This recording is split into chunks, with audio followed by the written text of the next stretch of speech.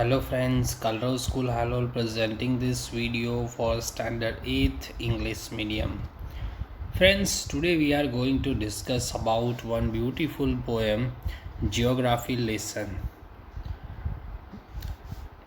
Can you imagine what your city would like if you show it from the thousands feet above the ground?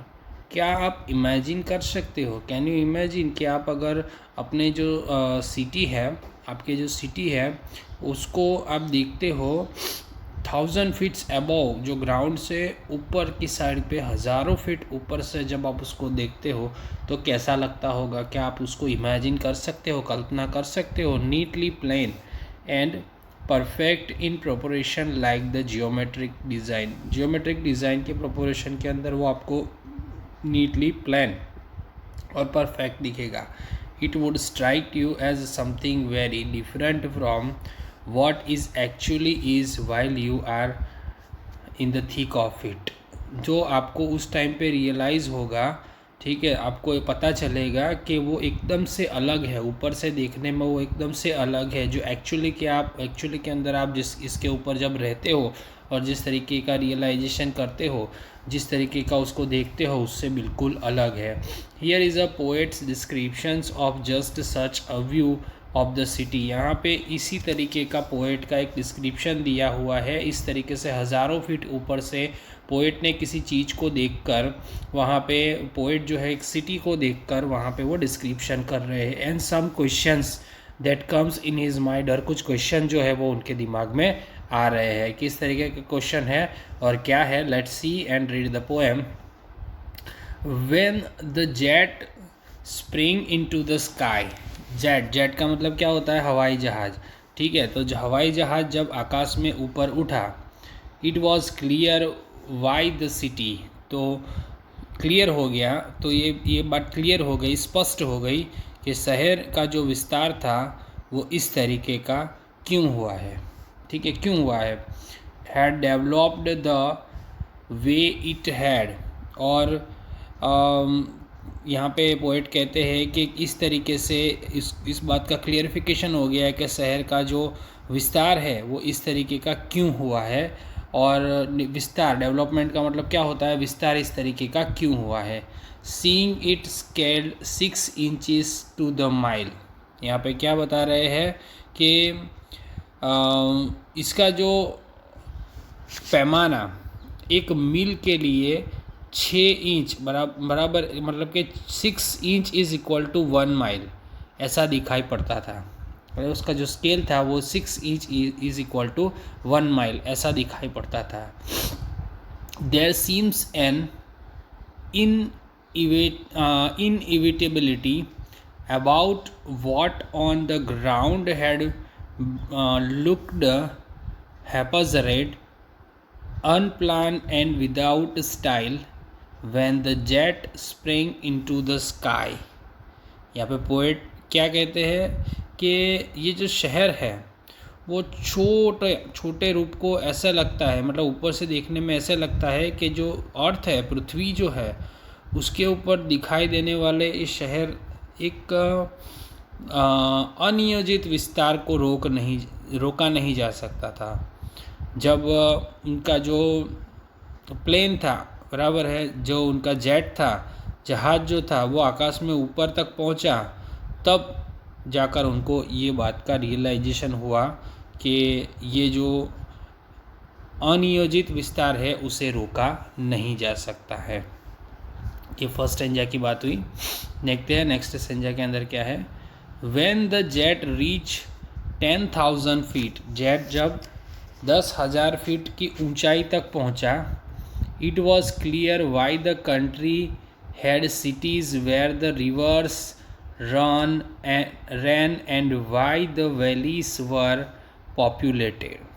तो ये 10,000 feet के ऊपर जब जहाज़ पहुंचा तो ये बात क्लियर हो गई कि देश में शहर है, ठीक है, शहर, कंट्री मतलब देश, बराबर, कंट्री के अंदर जो शहर है, सिटीज़ मतलब शहर, तो देश के अंदर जो शहर है, नदियाँ हैं, इनके साथ साथ ये साथ साथ क्यों बसे हैं?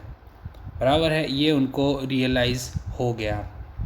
The logic of geography that land and water attracted man was clearly delineated when the jet reached 10,000 feet।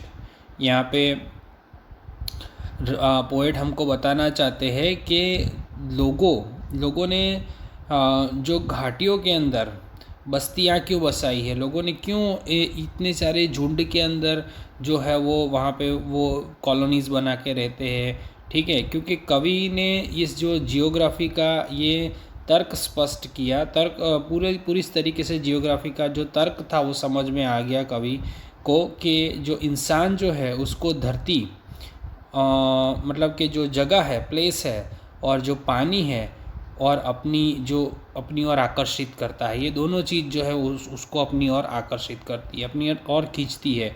ये जो जेट के 10,000 फुट ऊपर चले जाने के बाद, ये जेट प्लेन है उसके 10,000 फुट ऊपर चले जाने के बाद पोएट को ये बात का रियलाइजेशन होता है। When the jet rose 6 miles high, jet जब जो है वो और 6 माइल की ऊंचाई पर पहुंचता है, it was clear the earth was round, तो कवि को ये बात समझ में आ गई कि धरती क्या है, राउंड है, गोल है। And that it had more seas and land, और उसको दूसरा क्या पता चला कि इसके ऊपर और भी बहुत सारी ज़मीन है और क्या है, समुंदर है। But it was difficult to understand that the man on the earth found causes or hate to each other to build wall across the city and to kill from the height. It was not clear why। Geographically तो ये बात समझ में आ गई, लेकिन उसके लिए ये बात समझ पाना बहुत मुश्किल था कवि के लिए। कवि कहते हैं कि पृथ्वी के ऊपर मनुष्य किस वजह से एक दूसरे से नफरत करते हैं, शहरों के बीच में इतनी दीवारें क्यों बना के रखी है, एक दूसरे की हत्या क्यों करते हैं, एक दूसरे को क्यों मार डालते हैं। इतनी ऊंचाई पर जाने के बाद भी कवि को ये बात समझ में नहीं आ रही थी। जुल्फ़िकर घोष करके ये जो पोएट है उन्होंने ये पोएम लिखी हुई है। इन शॉर्ट फ्रेंड्स, इस पोएम के अंदर कवि जो है, पोएट जो है, वो एक शहर को पृथ्वी से 10,000 फुट की ऊंचाई से देखते हैं तो उन्हें वो अलग दिखाई देता है। जब हम शहर के बीच, कवि का ये मानना है, कवि का ये सोचना है कि जब हम शहर के बीच होते हैं तो बिना किसी योजना या बिना किसी प्लानिंग के हम उसको बहुत अलग दिखाई देता है, लेकिन पृथ्वी से जब ऊंचाई से, बहुत ही हाइट के ऊपर जब हम उसको देखते हैं तो उसका दिखावा कुछ और होता है। कवि अपने शहर को बहुत कवि अपने शहर को बहुत ऊंची जगह पे से प्लेन में बैठकर, जेट प्लेन में बैठकर देखते हैं, और उनको उस बात में, आकाश में उड़ने के बाद समझ में आता है कि कितना फैला हुआ है, किस तरीके से फैला हुआ है, उसकी शहर की और गांव की और पृथ्वी की, पानी की, सब किस तरीके से योजनाएं बनी हुई है, बराबर किस तरीके से वो बना हुआ है। कवि को एक बात जानना चाहता है कि नदियाँ और शहर के इतने पास में क्यों है, घाटियाँ जो है वहाँ पे इतनी आबादी क्यों है, इतनी पॉपुलेशन क्यों है। लेकिन बाद में उसको पता चलता है कि ये सब एक दूसरे से क्या होते हैं, आकर्षित होते हैं, अट्रैक्ट होते हैं। लास्ट स्ट्रेंजा के अंदर कवि कहते हैं कि इतने 6 जो मील है ऊपर जाने के बाद उनको पता चलता है कि जो अर्थ है वो क्या है, गोल है।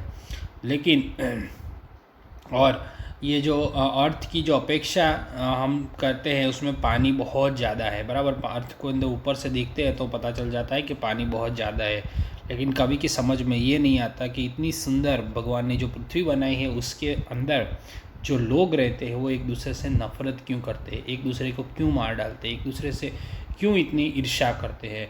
तो ये जियोग्राफिक लेसन पोएम जिसके अंदर कवि का एक ब्यूटीफुल मैसेज था, जो आपको, आई होप आपको समझ में आया होगा। Regarding this poem, whatever the question answers are there, I will send you through the PDF. You have to write down in your notebook. In our next video we will discuss about next lesson. Bye.